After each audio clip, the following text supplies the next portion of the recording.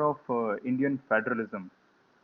Now, if I start with the basic idea of Indian federalism, the topic is a very, very wide subject matter.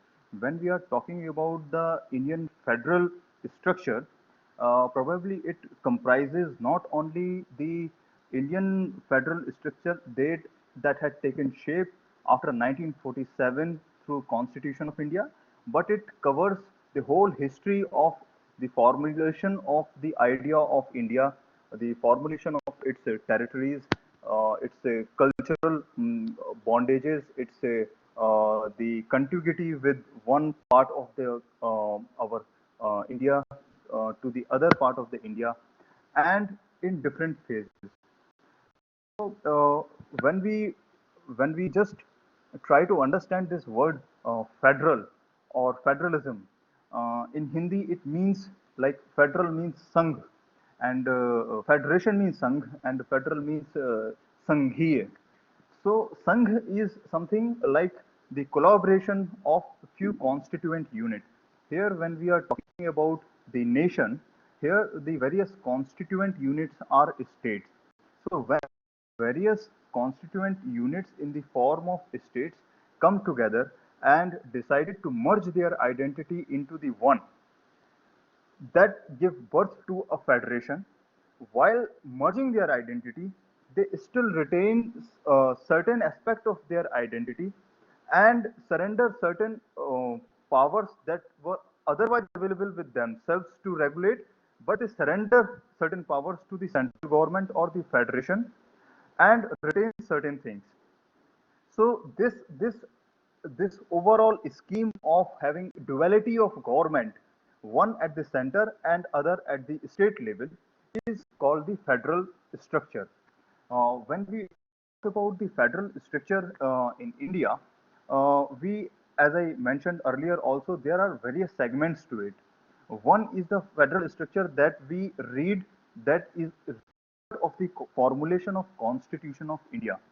So there, that is quite easily understandable uh, while reading, while going through various provision of the Constitution, how the scheme of Indian federalism runs in terms of our Constitution of India. Now, the other dimension to it, evolution, how it actually came into existence. So there is a whole history behind it. The history right before 1947 start with the structural arrangement for running of this whole nation that was made by the British government. And before British government came into existence, de facto power was in actually the Maratha Confederacy, the Maratha power. Though it is generally understood that it was from Mughals that Britishers had obtained the power. But my humble understanding of reading history is that though Mughals may have been the titular head at Delhi when the Britishers got the power to run the whole nation, that time, actually, if we see de facto, the power was in the hands of Maratha, and only after defeating Marathas that Britishers got their power. Before Marathas, yes, it was Mughals who were having substantial control over the territories of India, but not in the entire nation. And before that, if we go, there was Sultanate period, which tried to expand its territory in various part of the country.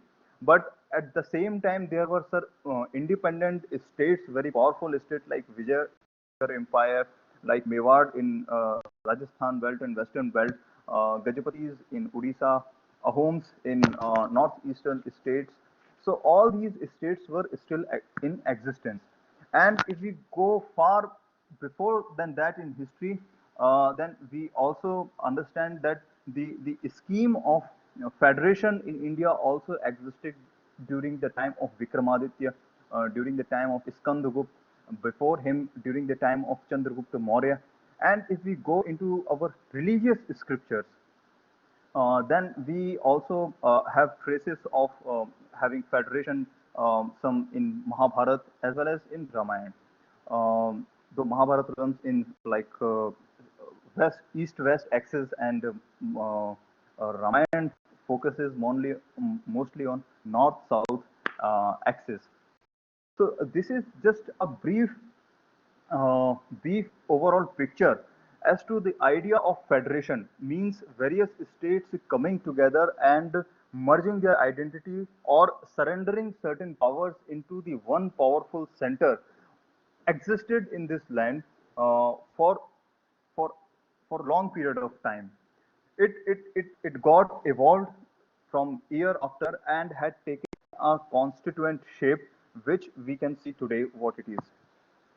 Now, if we necessarily, if we move from the history in the post Maratha time period, the Maratha had divided their power into various segments like Peshwas in Pune, Sindhyas in Gwalior region or in the northern region, Holkars in the central region like Indore and the nearby areas, the Gaikwad in the western region, and Bhosles in the eastern region of the country, and vice versa in various other places. At the same time, some other powers also existed, like Nizam in Hyderabad. There was in Bhopal having a separate existence.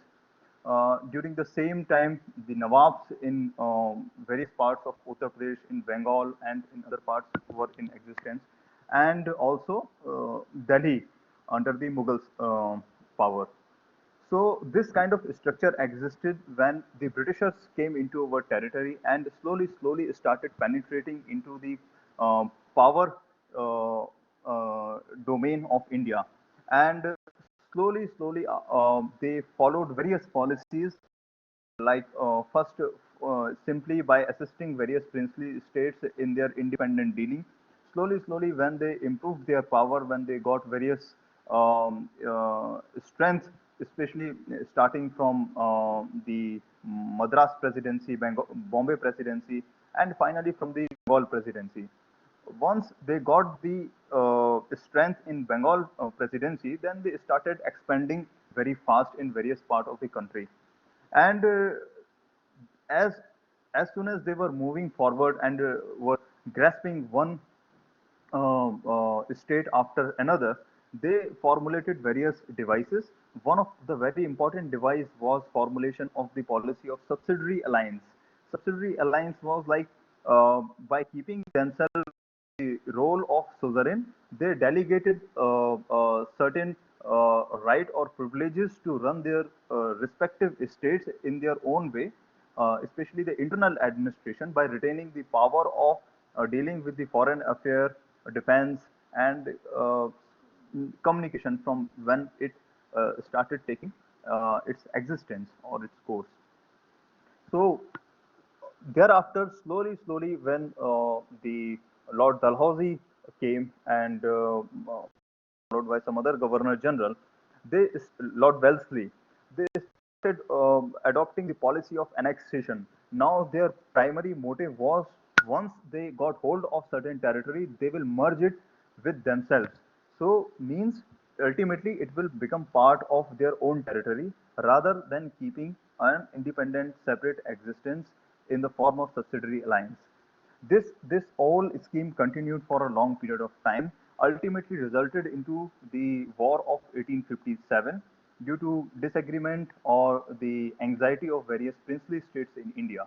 Once the War of 1857 concluded, the Britishers restructured their policy and realized that instead of grasping the entire territory or getting the control over the entirety of princely estate, it's better to retain the substantial power which are necessary for them, as their primary concern was to retain the defense power and the power to generate revenue as much as possible for themselves. So by formulating a scheme through which that they could have obtained these two important things, they were satisfied. And for rest of the things, for the matter of internal administration, they have allowed to let it remain with the princely estates themselves. So we see that after 1857, there were n number of princely states that were existing in country, though their power were curtailed through various devices, through the power of through formulation of various agencies, but the ultimate suzerain or the paramountcy power retained with the British Crown. Now, as soon as the control of the British government kept on moving forward, they started structuring themselves in a more stronger way. So when they were moving forward, they tried like devise various schemes, like in the form of various acts. For example, like they defined what is British India, what is India, and what are the princely states in the Indian Interpretation Act of 1889 probably. So section 18 of the Indian Interpretation Act defined what is British India or India. So if we look into the provision of section 18, we understand that India was actually divided into two two separate kind of entities. One was British India, in which all the powers were in the hands of British government. It was their own administration that they were running the whole show. Whereas there was the other was the India, that was in which the princely states were in existence and certain powers were given to them to run, but overall the paramount power retained with the British government. So India was primarily divided into these two kind of structures. One, one was the whole British India, and the other was the India in which the British government had limited power, but the sovereign right remained with them. However, they delegated certain sovereign rights in favor of the princely states for running their internal administration and power to keep on getting certain revenues. Now, as soon as the British government was moving forward, they realized that in order to administer various part of countries, they have to devise various schemes, and division in the form of the princely states and the British India was not sufficient. They wanted to have more stronger control over the frontier areas of India, uh, into the areas which were having more natural resources available with them. So they devised a scheme, uh, like formulation of regulation for the tribal areas, uh, in which mostly the tribal people used to live, and mostly they used to fall in the frontier areas. For example, the northeastern India, uh, mostly that was under the part of Assam, erstwhile Assam, and some the Bengal region. Uh, Besides that, there used to be some area that used to fall in various other part of the country, not necessarily in the frontier areas. For them also, they had formulated a scheme by keeping maximum possible power within themselves. So this is how they structurized whole power in India. Now, this was the whole idea before we see before 1900. As soon as the Indian independence movement was moving forward, we see the demand for unification of a stronger was was coming into vogue. So the Congress and the other nationalist parties that were enrolled, they were again and again demanding for a uniform India, a stronger India, that had equal power like the provinces that were in the existence, which were being run by the British government itself. So slowly demand arose.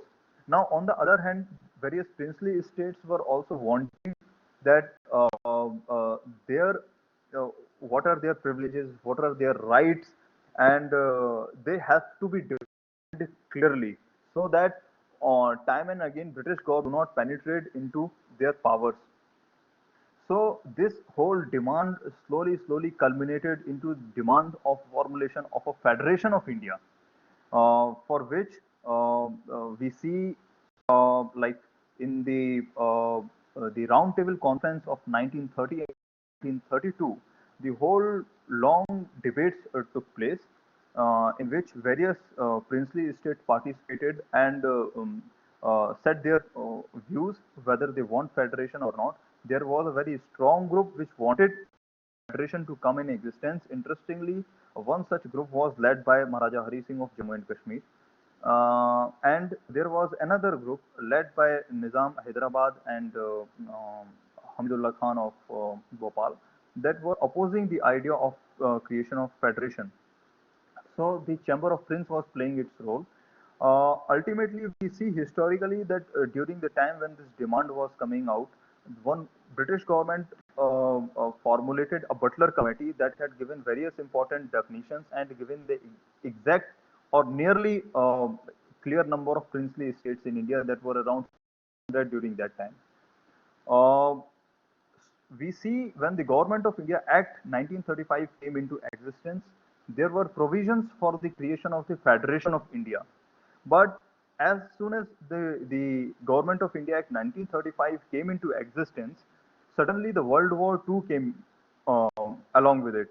So we see the provisions of Government of India Act 1935 were to be brought into force through an instrument to be issued that was to be issued by the Governor General of India. And when Governor General of India in 1937, when issued that instrument, that was an order of 1937, in that the provision relating to the federation were not implemented. Therefore, the federation of India could not come into existence in the as a result of Government of India Act 1935. Now the World War II was over. The demand for Indian independence was taking place, and slowly, British government also realized that ultimately they will have to leave India and will have to vacate. So now the next phase is started as to what shall be the structure of India, what kind of India British government is going to leave. On the other hand, the Congress was bent on having a strong India, whereas if we look into the scheme of political department of the British government, they primarily wanted India to get as much crippled as possible. So in the scheme of political department of British government, they primarily wanted to divide India into four separate distinct features. Primarily, they had already created enough in the Indian politics, which ultimately culminated into the division of India and Pakistan.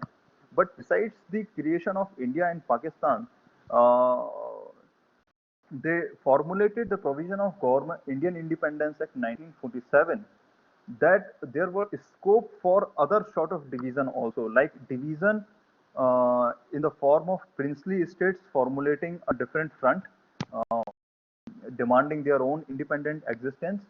And fourth one was in the form of tribal areas. I cannot go much into the detail of these things because we have very limited time to cover a very long subject matter. But this was the broadly idea of the British government, how they wanted to cripple India, because in their understanding, a strong India may have become a danger for them that they did not want it. So therefore, they wanted to weaken it. Now, fortunately, we had a very strong leadership available with us during that time period. That was trying to defeat every possible move of the British government that was trying to cripple or weaken us.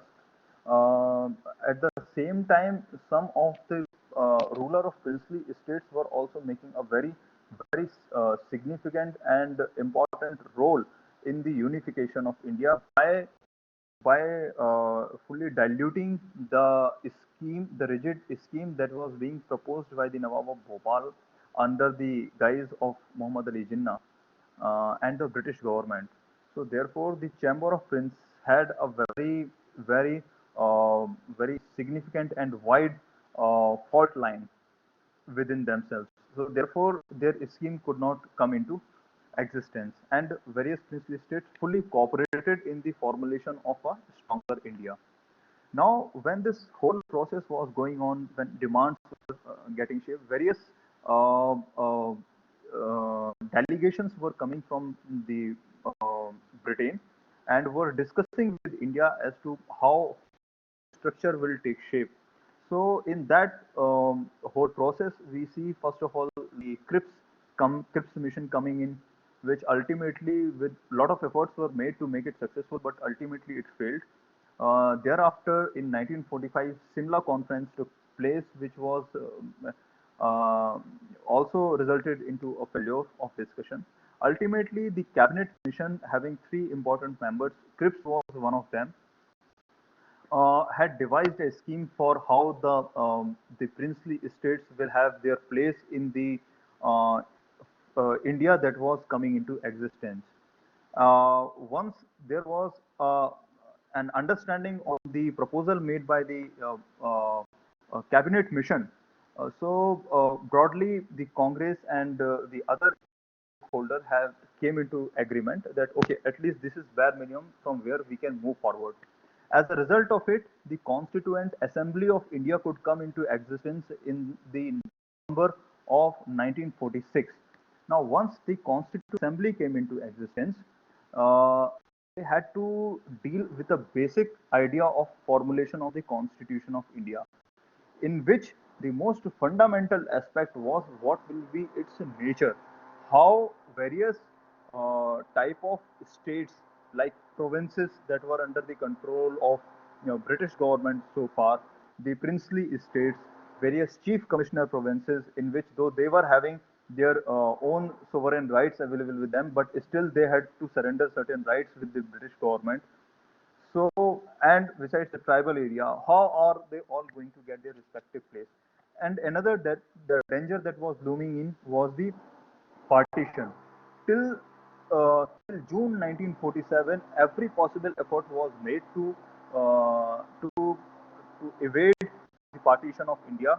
So therefore, we see till the June 1947 or before that, a few months before that, there was a tendency to give as much as power to the respective unit or the respective confederation, respective constituent unit that was to be the part of Union of India.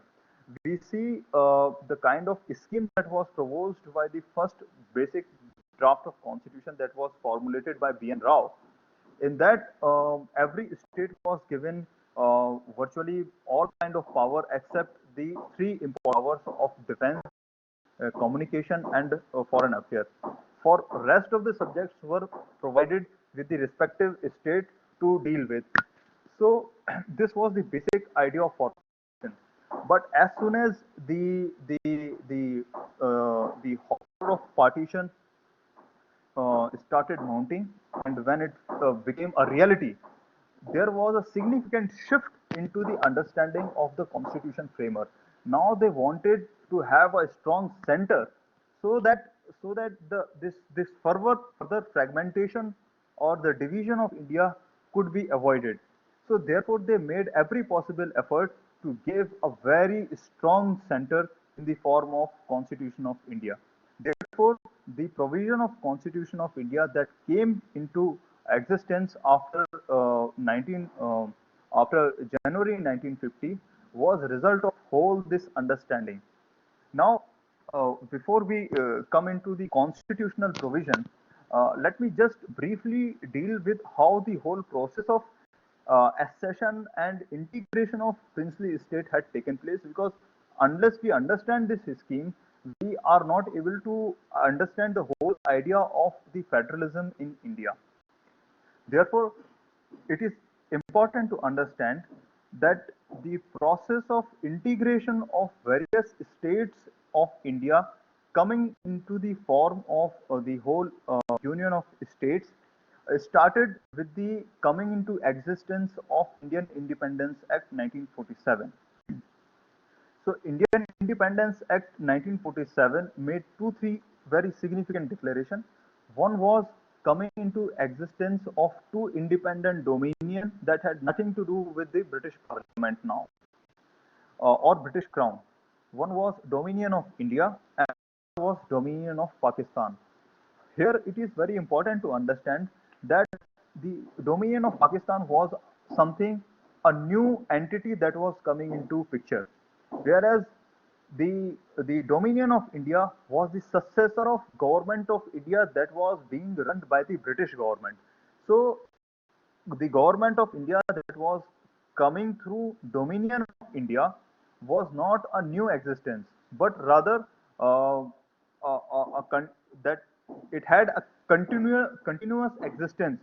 So therefore, one important example is that when in United Nations we had to deal with this question, we were not compelled to have a fresh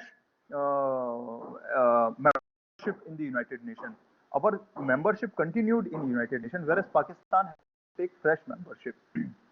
Now, besides that, the Indian Independence Act also provided that how various princely states were to become part of the dominion of India or the dominion of Pakistan. For that, they provided the procedure of formulation or of the signing of instrument of accession. Instrument of accession had a lead, or its provision was provided in the Government of India Act 1935. Now, the Indian Independence Act also provided that the provisions of Government of India Act 1935 shall come into operation through the order of the Governor General of Dominion of India or Dominion of Pakistan. So soon coming into existence of soon after the coming into existence of Indian Independence Act 1947, Governor General of India issued an order that is called the Provisional Constitution Order 1947. Once that order came into existence, various provision dealing with the merger of various princely states to the dominion of India that were already in existence, because I had already told that British government in the Government of India Act 1935 had already envisaged the formulation of a federation. So therefore, the provision merger of or accession of various states were already provided there. So the same provisions were made applicable. The states department or the states ministry that was being headed by Honorable Sardar Vallabhbhai Patel, with the discussion of various other important leaders, formulated or improvised upon the three important instruments that were instrument of accession, standstill agreement, and merger agreement, covenants, and all these things. So first primary thing was every princely state had signed instrument of accession, and that instrument of accession was same for every princely state. Let me clarify that there was no separate instrument of accession for any princely state. It was a common draft on which every princely state signed and became part of India. There was no specific timeline provided as to which princely state had to sign. Ideally, it was provided that every princely state should sign the instrument of accession before 15th August, but not necessary. That was not a fixed cut-off date. Um, uh, there were various princely states like Hyderabad, Junagadh, Jammu and Kashmir, and various other small states in Gujarat that signed their Mysore itself signed subsequent to the date that was 15th August 1947. So once all these instrument of assets were signed, the first the step towards the integration of various states had taken place. Now, now the next task was their consolidation. Their consolidation, the formulation of popular government in those states, and how they are going to be placed in the Constitution of India. So the initial idea was that all the princely estates that are going there, that are signing the instrument of accession, that instrument of accession provides for the surrender of their privilege of making law in three important subjects, that was defense, foreign affairs, and communication. They had various sub-constituent means sub uh, there were fields that was within the defense. Also there are various fields within foreign affairs, there are various fields within communication, there are various fields. for which these princely states had surrendered their right to formulate law. So this was uniform for every princely state. Once that was over, the second important aspect was every princely state was to formulate their own constitution. Now, as soon as these things were progressing, the leaders in the Constituent Assembly were realizing that if various princely states formulate their independent constitution, probably it will become very cumbersome process, and every princely state do not have necessary machinery to formulate such this kind of constitution. However, there were some princely states like Mysore, Jamnagar, and a few more princely states that were having their running constituent assembly existing in their states, and they proposed some constitution uh, uh, to be to have been made part of for their states.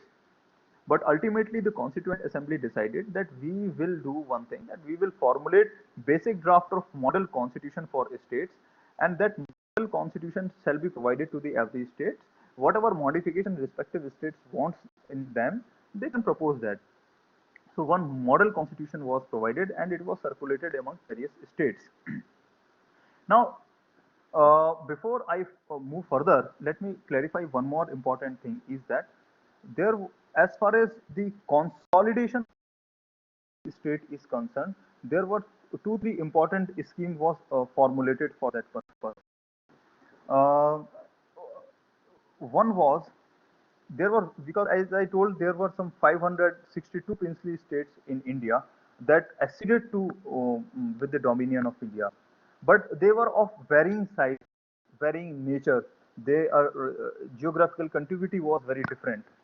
So it was thought that those princely states that are very, very small, that do not have their viable existence possible.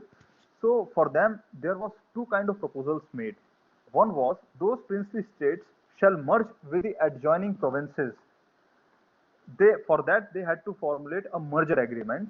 So various small princely states uh, with whom, with whatever provinces they had their contiguity, they merged. Along with their merger, their identity also got merged. So, so for some princely states, there was this provision of merger. For those princely states, they had to sign merger agreement. Now there was second category, similar small size of princely states, but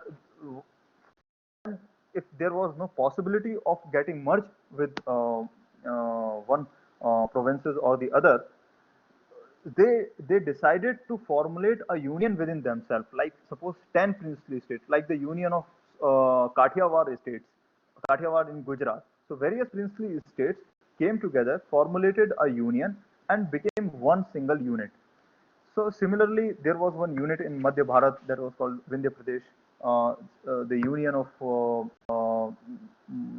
Union of Gujarat states, then Union of Central India, Union of Union of Union in Maratha. There was Union of Cochin and Travancore. So Union of Odia states. So there were various unions that came into existence. Now the basic instrument through which these unit were formulated was a covenant. A, a basic was formulated, and all the constituent units of those units signed that covenant and became one.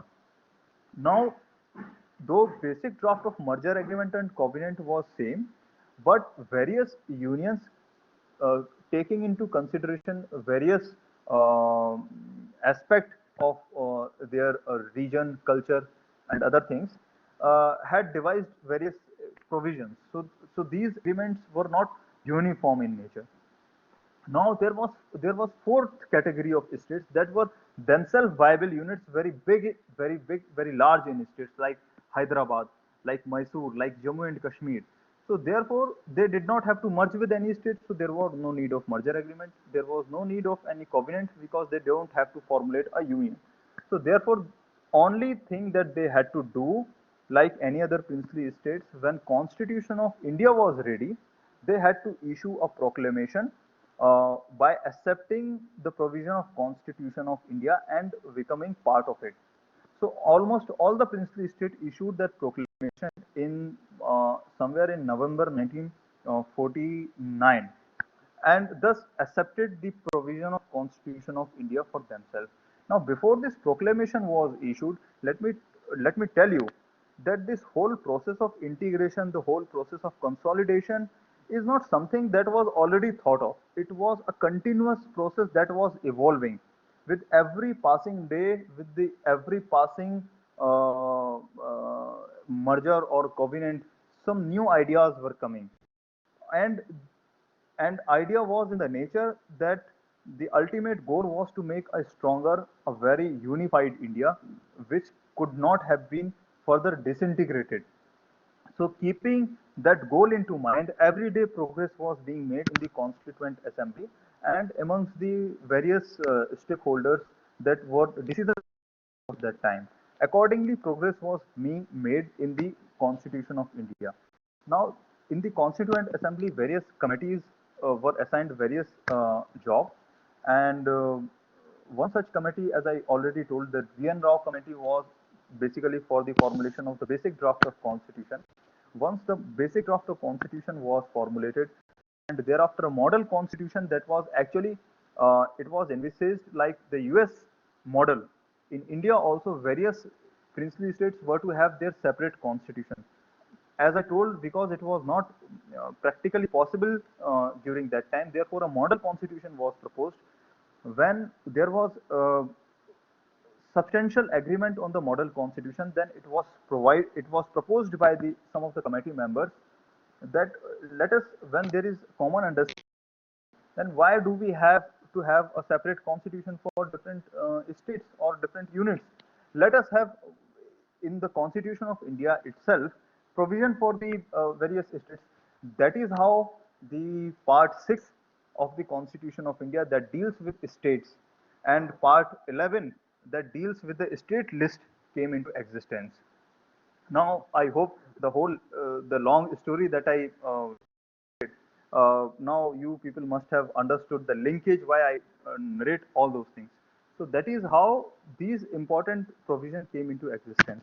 Now, once there was agreement that okay, only we are going to have one single constitution of India, every princely states gave their proclamation, and one declaration was also given by the various Raj Pramukhs of various unions and the princely states, and that is how ultimately Constitution of India was accepted. Now for princely state, there was a separate provision in the Constitution of India, like Part 7, that was called Part 7, Article 238, that was written in the year 1956. So that provided for a little bit different treatment for princely estates because certain privileges were provided. Privileges in the form of like privy purses and some customary rights to the princely estates, some privileges in the form of retaining their private properties, and so on and so forth. Now we have understood the idea as to ultimately the whole various sort of units came into existence. Apart from these units, there were union territories. Previously, they were called as chief commissioner provinces. Means the central government was having authority to deal with them. So, keeping into view the nature of various states, uh, considering probably some was frontier areas, some was not connected with any region like Andaman and Nicobar, Lakshadweep, and some was not having necessary means to run themselves. So various such states were called as the centrally merged states, or which were later on called as union territories, came into existence. And there was provision initially also made for the newly merged states. That suppose a new territory is going to be merged with India. For that also there was provision in the Constitution of India. So that is how the whole scheme was translated in the form of Article 1 itself, that provides for the union of states. Now we had, however, many people may have question in relation to Jammu and Kashmir that how separate constitution exists. So the one simple answer that I would like to give in that regard is that the process of integration that took place in relation to various other princely states because of various circumstances during that time, um, they could not have taken place in the year 1947 and thereafter. Therefore, it took a long time for completion of that process, and I would like to say that in the year 2019, that process of integration that had taken place in relation to various princely states before 1950 itself had taken place previous year. Now,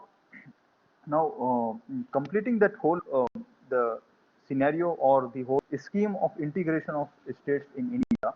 Now, coming into the actual provisions of the Constitution of India, that to understand the basic feature of the federalism in India, what are the provisions of the Constitution of India and why those kind of provisions were made in the Constitution. As I already told, there are two separate understanding that existed before 1947 when the Pakistan came into existence and understanding post coming into existence of the Pakistan. Post coming to existence of the Pakistan, every leader in India wanted to have a strong center. Therefore, provisions of Constitution of India were formulated in that way. Now, if we to the most fundamental article of the Constitution of India, uh, or before going into Article 1 of the Constitution of India, let us deal with the preamble itself. Preamble did not provide for the sovereignty with any particular institution or with anyone. It provided sovereignty within the people of India who gave constitution to themselves, and the constitution is supreme. So therefore, in the country, whatever has to happen had to take place through constitution because has been formulated through sovereign, and sovereign are the people. And through their collective will, the Constituent Assembly had formulated that constitution, and once that had come into existence, only within the limited sphere of the power of amendment, anything that has to take place in India had to take place through the window of the provision of the Constitution of India. So the the the, the idea of Constitution of India and the scheme for having the Federation of India runs like though we have duality of government in the Constitution of India, there are two separate kind of government: state government the um, uh, and the central government. It became more evident after the reorganization of India because reorganization of Indian states in 1956, there were various other kind of states also, like I told, princely states and chief commissioner provinces and tribal areas. So we had to discuss all that before 1956. But post 1956, we have only three categories of states: the states, union territories, and the central government or the center. Now, if we look into the provision of Article 1 of the Constitution of India and the consequent assembly debate that runs into it, now the basic draft of the Constitution that provides for Article 1 reads the first provision as India shall be the union of states. Now, one Mr. K.T. Shah raised a question: why, when we are formulating a federation, why we are not using the term federation? So he proposed an amendment. In the proposed amendment, he provided for incorporation of three, four important words, like the federation's word federal should be used, secular and socialist should be used, and union of states. But interestingly, Sardar Vallabhbhai interestingly, Dr. Bhimrao Ambedkar very strongly opposed the proposal and the amendment made by it. While answering Mr. K.T. Shah, he read out something very significant. I'm quoting him. He said in the Constituent Assembly, while explaining the nature of Article 1, the draft committee wanted to make it clear that though India was to be a federation, the federation was not the result of the agreements of the states to join in a federation, and that federation not being the result of an agreement, no state has right to secede from it. The federation is a union because it is indestructible. Though the country and the people may be divided into different states for convenience of the administration of the country, in one integral whole, it's a single people living under a single imperium derived from the single source. Now here I would like to create a distinction between the federation that is in the form of United States and the federation that we are having in India. Now the Federation of United States is a result of actual agreement between various states. There was United States before 1776. It was various states that were in existence, independent existence. They all came together and decided to have one strong nation, and they retained their own independent existence. They kept the provision for separate citizenship. They kept provision for having their separate constitution. They kept provision for their separate judiciary. They kept a provision for various rights to provide the job to own uh, people, means the people of who are domicile of that respective state, and providing with the residuary power to themselves rather than providing it to the federation or to the center. So that was the nature of the United States Federation. Just opposite to it, we see in India, though we are having separate existence of various states, but neither they are having separate constitution, nor they are having a residuary power with them, nor they are having dual citizenship, means their citizenship.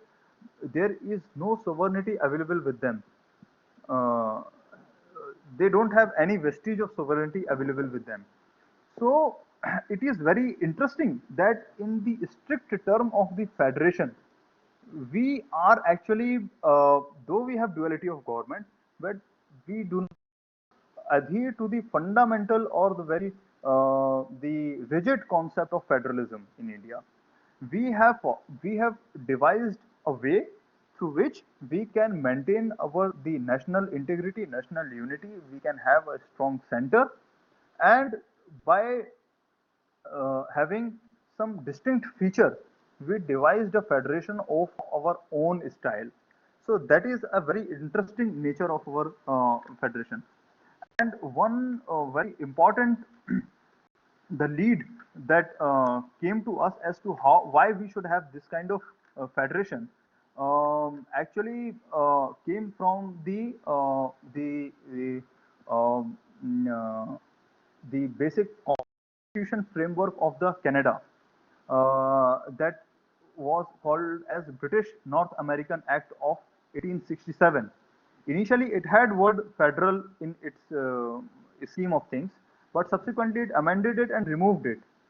So, while formulating the Article 1 of the Constitution of India, the proposed constitution or the basic draft of the constitution had a footnote that read, and I'm quoting it here. It read like, whereas the provinces of Canada, Nova Scotia, have expressed a desire to be federally united, but subsequently the word federal is dropped and only the word union retained. Similarly, in our constitution, the emphasis should be on the word union rather than on the word federal.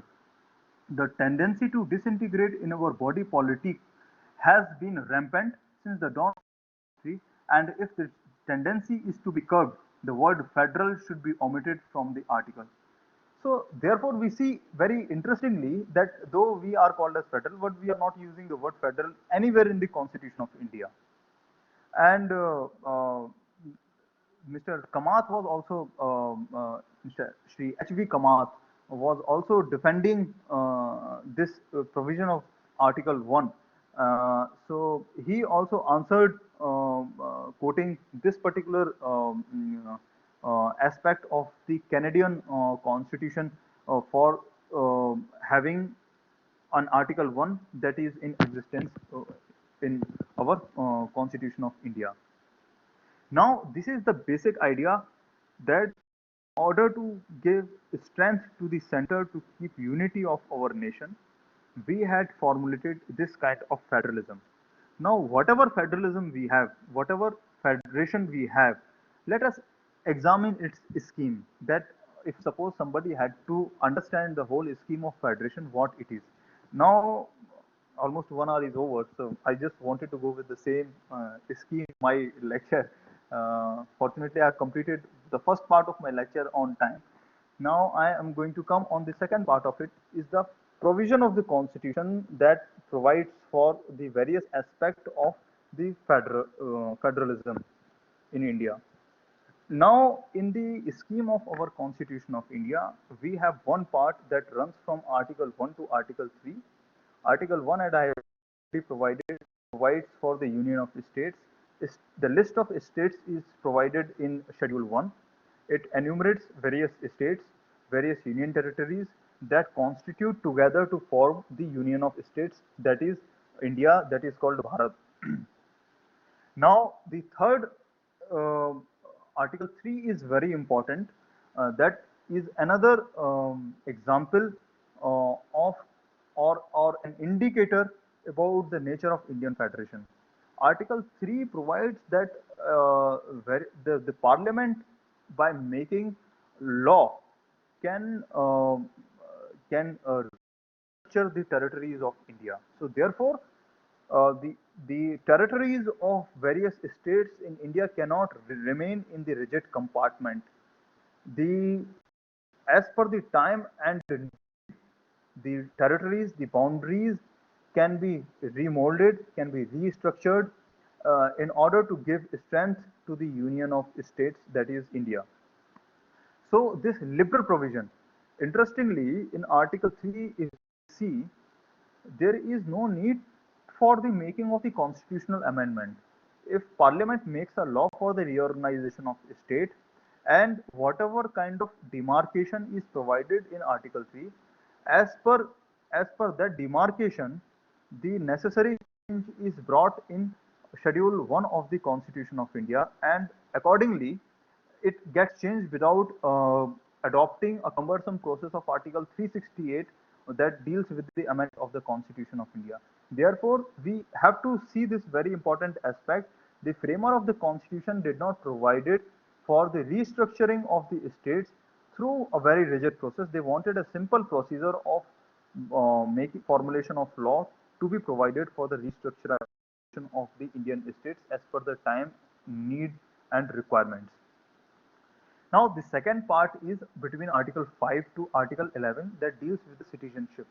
The only important thing to be understood from that is that it nowhere provides for the dual citizenship. There is only one single citizenship um, uh, of India, and though domiciles and residence are provided, but the residence and domiciles cannot be equated with citizenship. So, unlike America, we in this aspect also we are not having two different citizenship for state or the center. We are having only one citizenship of India. Now, the third aspect is fundamental. Don't have to do with much about the federation. It may be connected in some indirect way, but not directly had to deal with it. Now, the next part is with the union. The provisions dealing with the like center-state relationship. So the next part of the constitution is like part 5 of the constitution that starts from article 52 to article 151. That article from 52 to 151 deal with the unions, and article 152 to 237 deals with the states. So therefore, on one front there is union, on the other front there is states. It provides the various machinery that will run the union and different machinery that will run the states. So therefore, to understand the structure of Indian federalism, it is necessary to understand the basic instrumentalities that govern or that execute the scheme of Constitution of India that deals with the federalism. Now the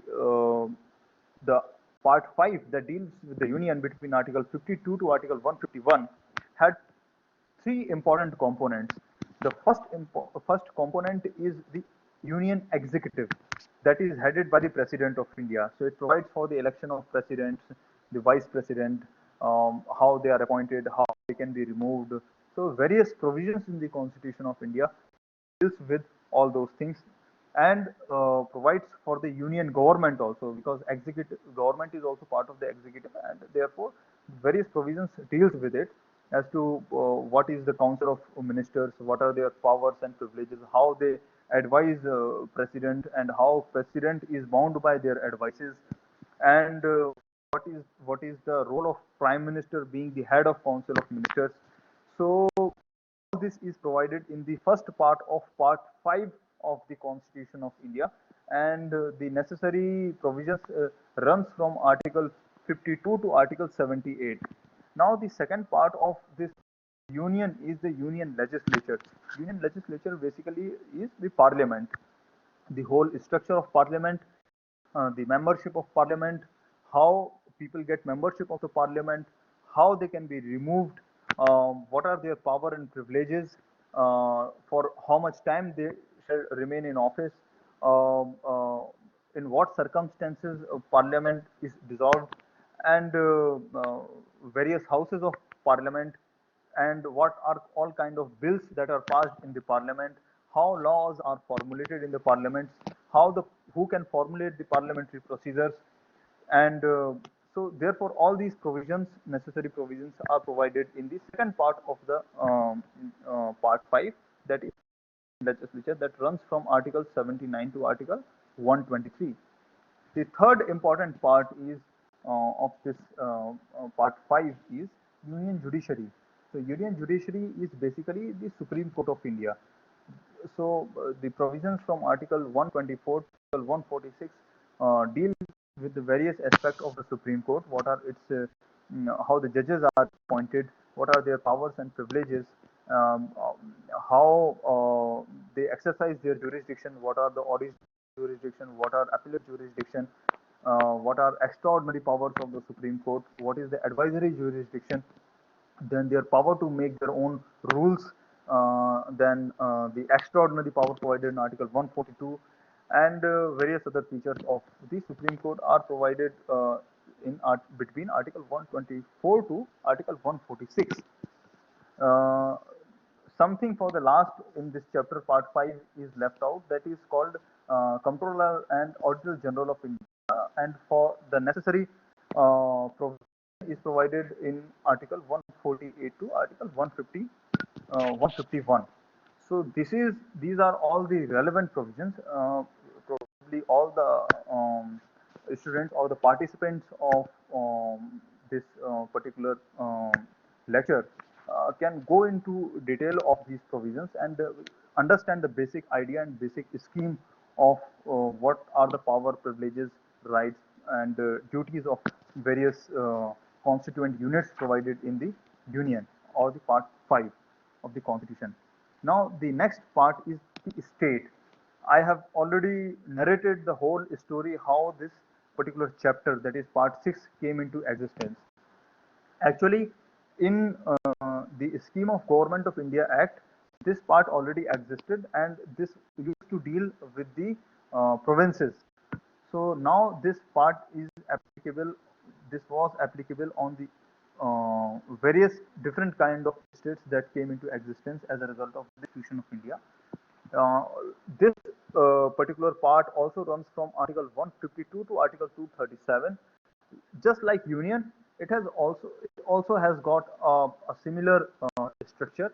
It has got a state executive that is headed by governor, and there are certain privileges of the governor. It has got council of minister, chief minister, advocate general, and other necessary machinery, state officers that execute the of the state government. Now, the provisions relating to the executive are covered between Article 152 to 167. The second component of Part 6 is the state legislature. Just like Parliament, the this second component also deals with the state legislature, provides for the various uh, categories of houses like state assembly and legislative council, which is in existence only in limited number of states. Like if I remember correctly, it's in existence now in 5 states.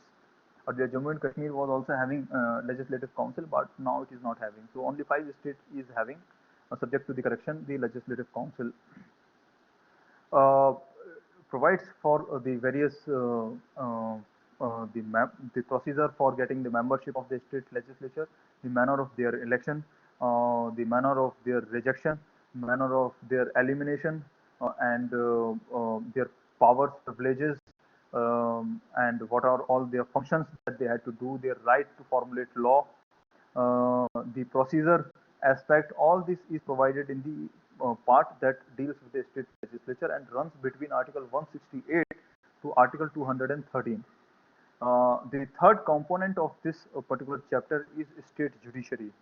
Now, though state judiciary and union judiciary are still interconnected in various aspects, but still the state judiciary is headed by the respective high court, and high court is provided with various power and privileges.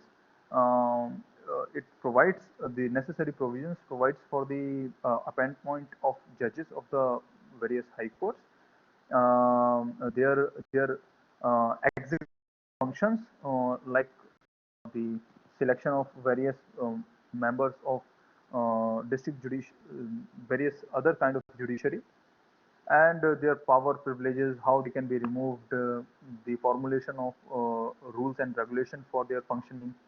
So all these provisions are provided in the state judiciary between Article 214 to Article 237. Now, the next part. Now we have covered. Let me just briefly narrate. We have already dealt with the whole idea of federalism. We have dealt with the history of federalism in India that existed since centuries. We have understood the whole scheme of integration of India. We have understood the scheme, how the provision of Article 1 came into existence, and how the accession and integration of various states took place. We have understood Article 1, Article 3, the necessity of the scheme of Article 5 to 11 that deals with the citizenship. We have also dealt with the unions and the states, how they are having two different separate machinery for running themselves. Now, the next important aspect that used to exist in the Constitution of India before 1956 was Part 7. Now, Part 7 was actually Article 238. This Article 238 provided for those special features that were there for the various princely states that had either merged with the provinces, or had formulated into union, or had a separate existence, uh, mm, like Hyderabad, like Mysore, like Jammu and Kashmir before 1956. So in this manner, this Article 238 used to provide power, privileges for the various the rulers, Raj Pramukhs, their duties, their functions, everything. But after 1956, after the restructurization, reorganization of India, this provision was repealed. So therefore, this provision is no more in existence, and we don't have to deal with it. Now, the part 8 deals with the union territories. So I am not going to go into details. So just like states, the union territories are also one constituent, um, and to run them, we have two different kind of union territories. One kind of union territories are those which are having their legislative assemblies. Certain power and privileges are provided to those legislative assemblies, so they have power to formulate law for themselves up to certain degree. But however, the necessary concentration of power is still in the hands of the central government in relation to the union territories. Now, part 9 is the panchayats. Why I have kept it as a part of our discussion is that there is one uh, one scope of understanding things uh, from bottom to top and from top to bottom. So so far we have understood from bottom to top that how various constituent units have come together and formulated into one grand union. Now the other is from top to bottom. We have a center, we have states, now we have the local governments in the forms of municipal panchayats. Apart from that, we have panchayats at village level. So they are also part of an important component of this federal structure of India. But the panchayats are provided with a limited power. And they had to run through various schemes formulated either by the central government or by the state government. Basically, they remains under the control of state governments. But still, panchayats, for whom the necessary provision in constitution is in the form of Article 243 to 243O, deals with the various aspects dealing with the panchayats. Part 11A deals, as I told, with the municipalities, and one separate constituent unit that was thought of giving existence was the scheduled and the tribal areas. Like Article 244 and 244A provides for this distinct category of territorial unit in the form of scheduled area and tribal area. It has got a historical background. As I told, British always wanted to have certain territories within their whole control. So in the scheme of Government of India Act, and before that also, they had something that was called partially and completely um, uh, what was called uh, um, there was some nomenclature that was excluded area. Yes, partially and fully excluded areas, especially in the Assam region. So partially excluded areas were those where the Governor General of Assam or the Bengal, from time to time, whoever was having power, had limited control over that. Whereas the area that were called excluded areas, no ordinary citizen, no ordinary person or officer had access to those areas. So that was totally an independent place where mostly the tribal people used to live. It had various reasons why British government wanted to keep certain areas without keeping them connected with the rest of the mainland. So I don't want to get into the politics of all that. To many people, they are controversial issues. However, I think any person who is a student of constitutional law had to go into history. The constitution should never be read should never be read without keeping into consideration the history of that particular aspect of the constitution. So always remember, always try to understand the history of any provision. Uh, but still, whatever the provision in relation to the scheduled area and tribal area is in the form of Schedule 5 and Schedule 6. So the Schedule 5 deal with the scheduled areas and the tribal areas, with the exception of Assam, Tripura, Meghalaya, and Mizoram. Whereas Schedule 6 deal with scheduled and tribal areas uh, that are in Assam, and Tripura, Meghalaya, and Mizoram. So the basic difference between the scheduled area in fifth schedule and sixth schedule is that whereas the the basic power to regulate the scheduled area remains with the state government in fifth schedule. However, there is a tribal advisory council who had to give annual report to the President of India and had to provide for the various schemes through which development could take place in those areas. And the original idea was that we don't want to uh, bring uniform provision for those areas that were so far kept as excluded or partially excluded areas, because people are not ready for it. But slowly, those things will also attain the uniformity. However, due to various political reasons, because of various political advantage, those things could not happen in India. Probably, hopefully, slowly things will change. Similarly, the sixth schedule, there is more rigid form.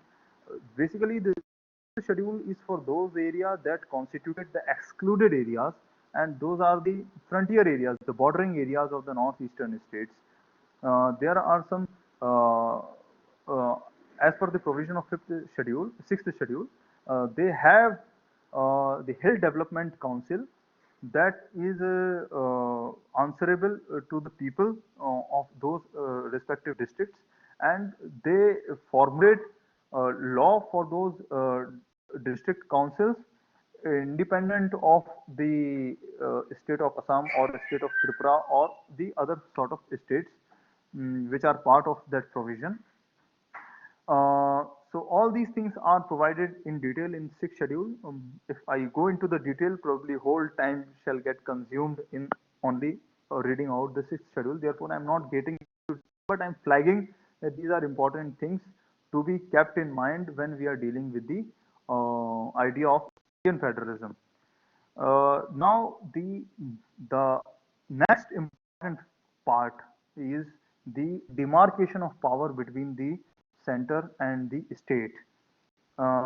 This demarcation is provided in part 11 of the Constitution of India, that runs from Article 245 to Article 263.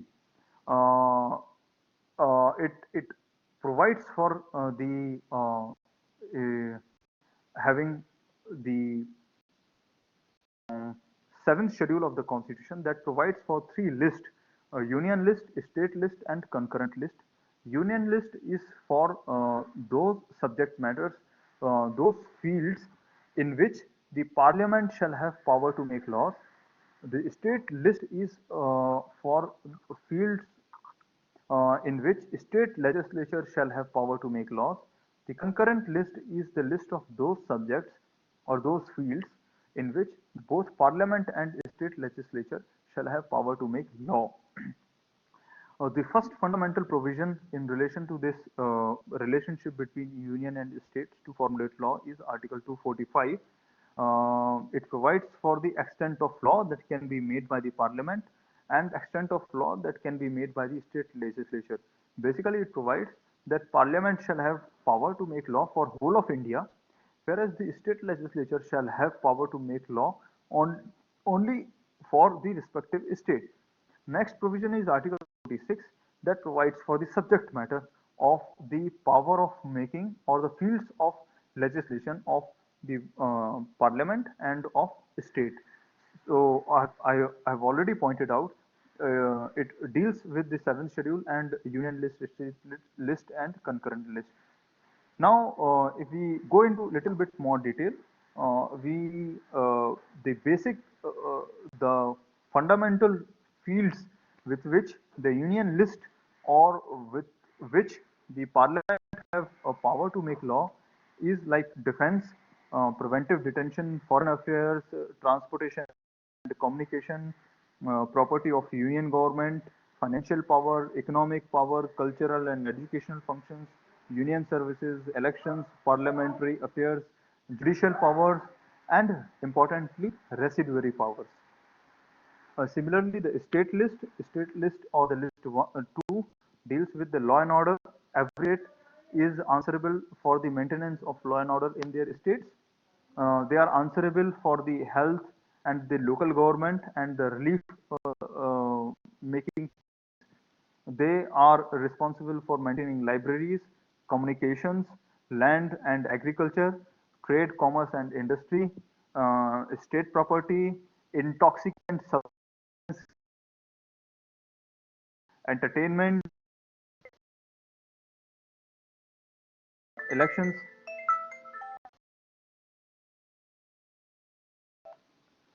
election, legislative service, state public services, and miscellaneous subject matters. So, in relation to all these subjects, uh, the state list provided. And the third,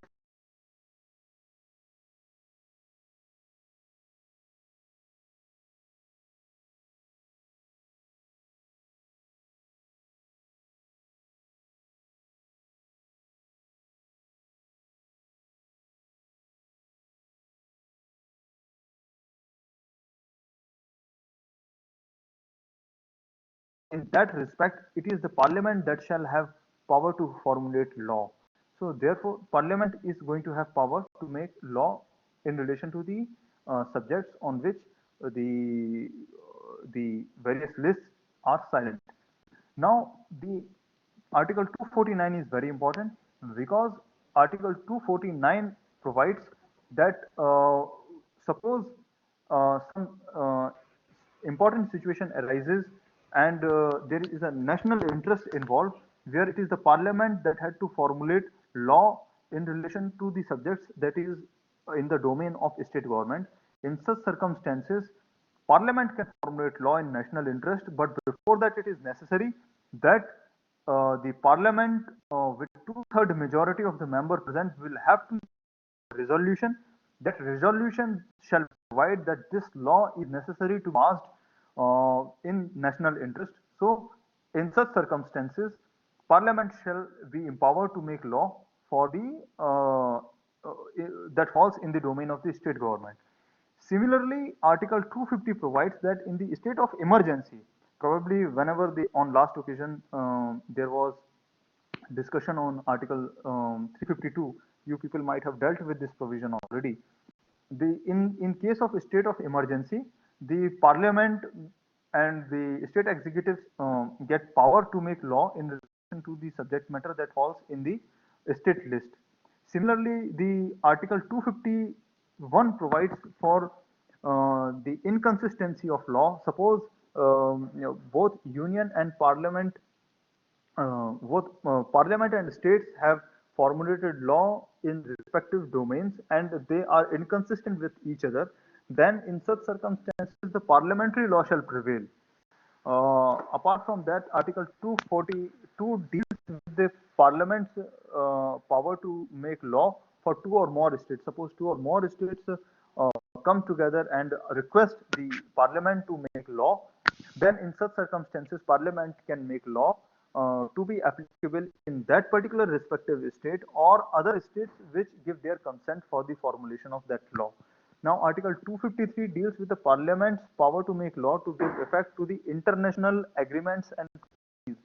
Suppose India enters into an agreement or treaty with any state, any nation, any international organization to give effect to the provision of those treaties and agreements, the Parliament can make law that subject matter can encroach upon the subject matter of the state law.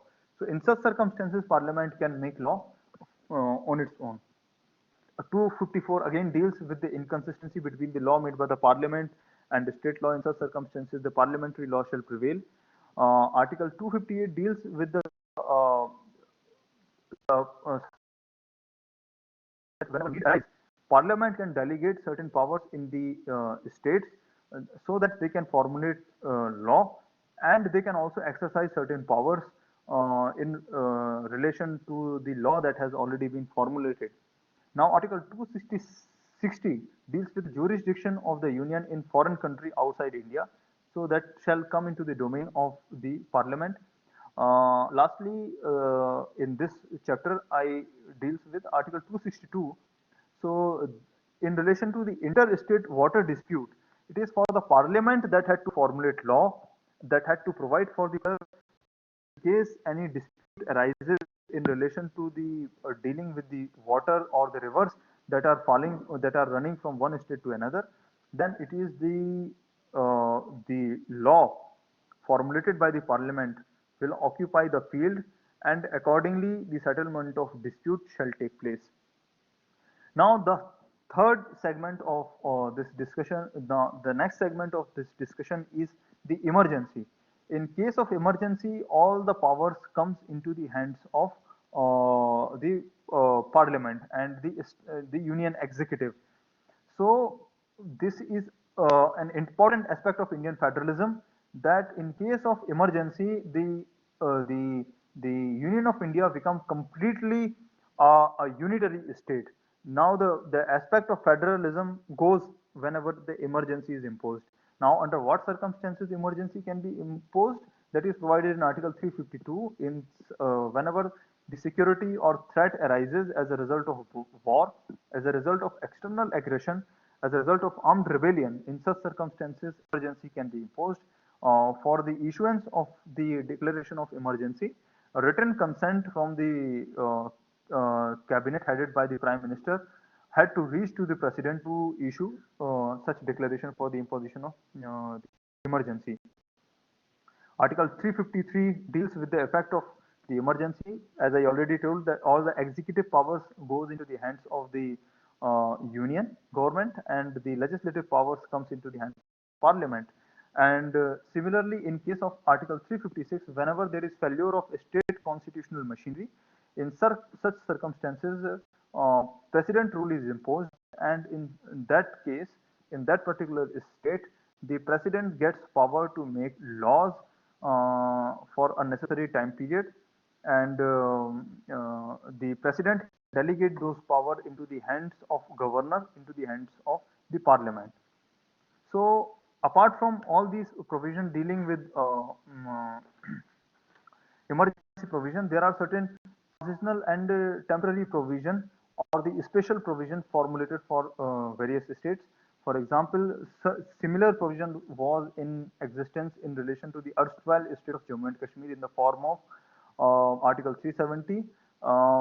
In our humble understanding, it was not a special provision, rather only a temporary provision that had to cover only, that had to remain in existence for only a limited time period, so long as the whole constitution of India was made available in the state of Jammu and Kashmir.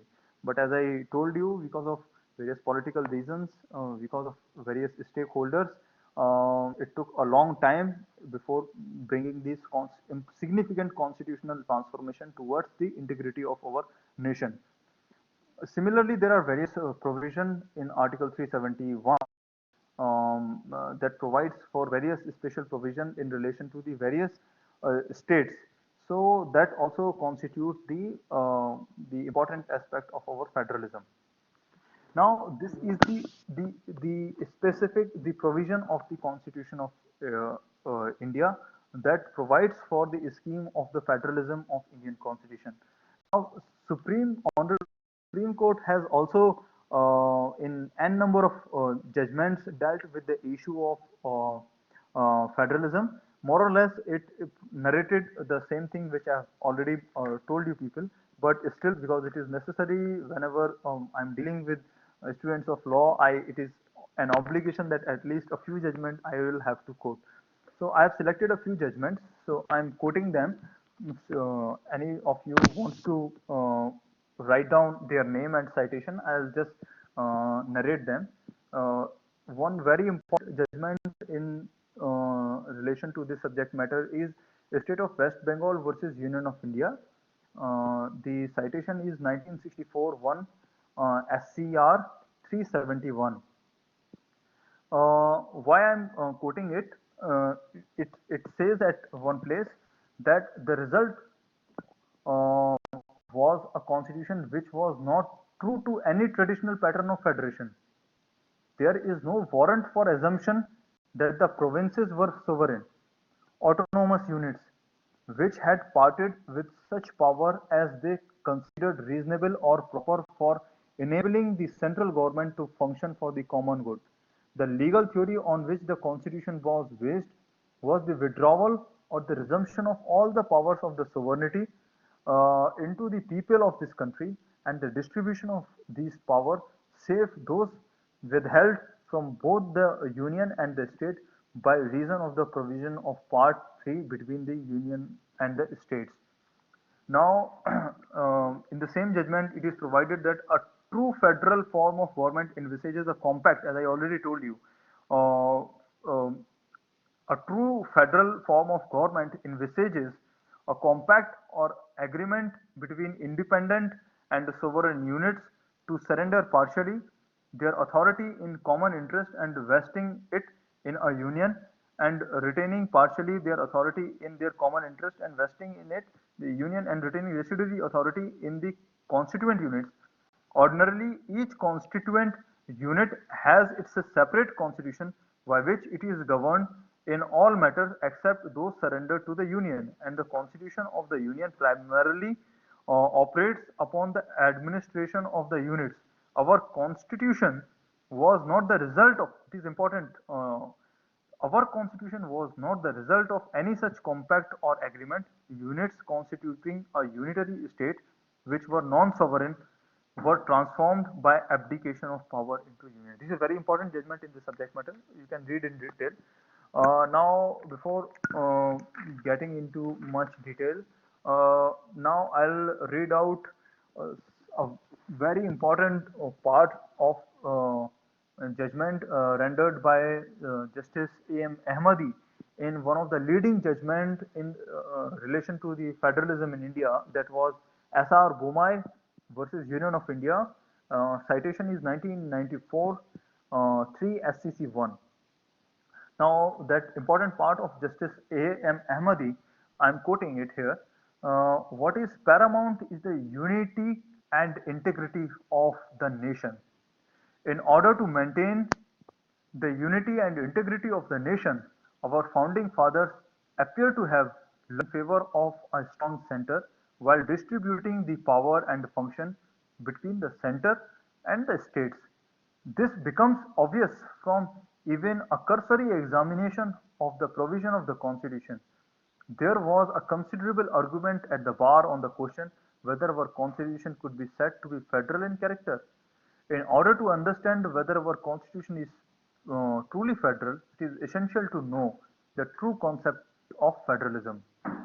He quotes Dicey and calls it a political uh, uh, contrivance for a body of states which desire but not unity. Federalism is therefore a concept which unites separate units into a union without sacrificing their fundamental political identity. This is what he further create a distinction between union and between the Constitution of India and the Constitution of America, how they are distinct in dealing with the subject matter of the federalism. Now, the next important judgment is State of Rajasthan versus Union of India. It quote a very important paragraph which reads as a conspectus of the provision of our constitution will indicate that whatever appearance of a federal structure our constitution may have, its operation are certainly judged both by the contents of power which a number of its provisions carry with them, and the use that has been made them more unitary than federal. Now, the next paragraph, important paragraph from the same judgment, it says that it is common knowledge that shortly after we constituted ourselves into a republic, the princely states gradually disappeared, leading to the unification of India into a single polity with duality of government agencies for effective and efficient administration of the country under central direction and if I may say so, supervision. The duality of government the duality of the government organs on the central and the state levels reflects demarcation of functions in a manner as would ensure the sovereignty and integrity of our country. The experience of partition of the country and its aftermath had taught lessons which were too fresh to be forgotten by our constitution maker. It was perhaps for that reason that our founding fathers thought that a strong center was essential to ward off separatist tendencies and consolidate the unity and integrity of our country. So I think it is enough for quoting these judgments. Anybody interested in having more judgments on this subject can simply browse and or can read any book on Constitution of India. Will get n number of judgments dealing with this subject matter, especially while dealing power of governor, while imposing president rule, and during the transition phase, the imposition of the state, imposition of emergency. So there are n number of judgments on this subject, and I hope substantially I try to cover as much uh, subject as possible within the domain of the Constitution of India that is relevant for the issue of federalism. And I hope whatever little time that is remaining, that should be given to the participants if somebody is having any query. Although I cannot claim to have so much in-depth understanding of the subject matter that I might be able to answer every possible query, but certainly it will be a very significant contribution if some queries comes. If I know, I'll try to answer them. If I don't know, I'll try to read them. And whenever time and opportunity come, I would like to share the answers. Thank you very much. Now, once again, thank you to the university administration, to the this group which has organized this subject matter, and various uh, other people who have contributed in organizing all these sessions. Thank you very much. Now, Gautam, you can take over and can now regulate the whole proceeding. If you can see the chat box, we have a question there. Hmm. I just saw something relating to GST. However, I'm not an expert on financial matters. Uh, the GST comparison is not being provided to states. Is it really bypassing federal structure because center claimed it did not have any legal obligation for paying compensation?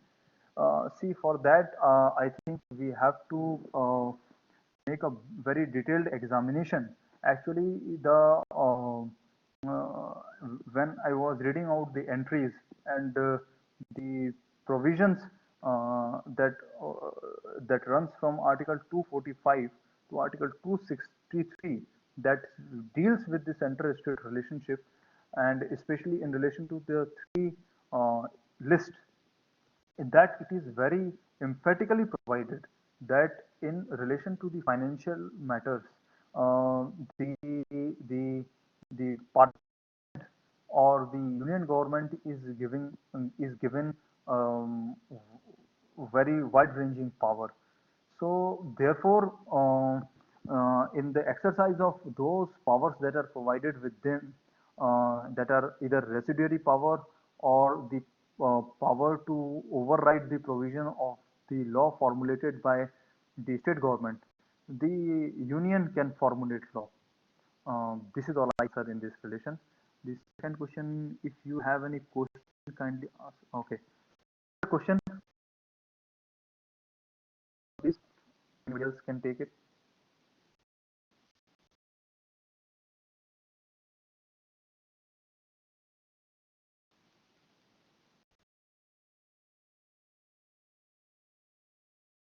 Hello. People, if you have any question, you can also use your mic. Hello. Can you hear me, Gautam? Yes, sir. Yes, sir. I can hear. Yeah. Hello. Anybody else? If they are having questions.